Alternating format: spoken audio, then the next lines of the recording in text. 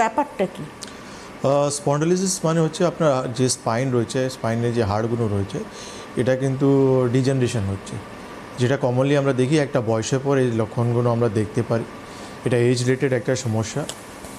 Wire and টেয়ার Joints, আপনি যখন এই জয়েন্টসগুলো দীর্ঘদিন ইউজ করেন তখন একটা সময় পর আমরা দেখি এই জয়েন্টসগুলো ক্ষয় হয়ে যাচ্ছে, ডিজেনারেশন হয়ে যাচ্ছে আমাদের। তার জন্য আমরা স্টিফনেস মানে ঘাড়ের স্টিফনেস বা কোমরের স্টিফনেস বা ঘাড়ে ব্যথা বা কোমরে ব্যথা বা আমাদের ব্যথাগুলো রেডিয়েট করছে, সেটা ঘাড় থেকে হাতের দিকে আসতে পারে বা কোমর থেকে পায়ের দিকে আমাদের নামতে পারে। এই স্পন্ডিলিসের জন্য আমরা দেখি অনেক বয়স্ক লোক যারা কিন্তু নিজের লাইফ যেটা এনজয়েবল সময় থাকে আফটার রিটায়ারমেন্ট, তারা সেই এনজয়েবল লাইফটা লিড করতে পারে না।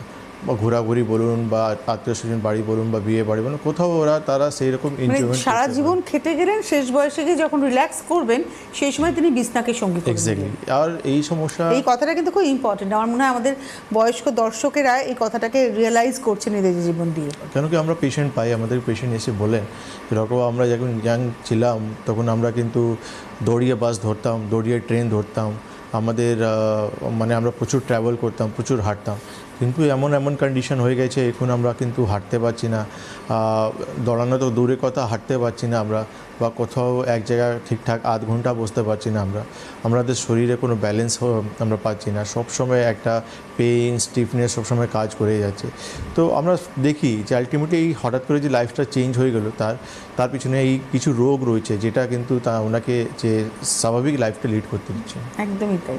তো আজকে বরঞ্চ আপনারা ফোন করুন যারা আমি বলছি না যে শুধু স্পন্ডলোসিসের ব্যথা নিয়ে ফোন করবেন, আপনারা দীর্ঘদিন ধরে বহু রোগের চিকিৎসা করছেন, বহু প্যাথি করে ঘুরে ফেলেছেন, এখন হাল ছেড়ে দিয়েছেন। আমি বলবো আপনারাই ফোন করবেন, ফোন করুন আজকে বেদজ্ঞানে। দেখুন ডক্টর খান আপনাদের এই যে ছেড়ে দিয়েছেন হাল, আপনাদের রোগের ক্ষেত্রে চিকিৎসার কথা কি বলেন। নমস্কার, কে রয়েছেন? হ্যালো।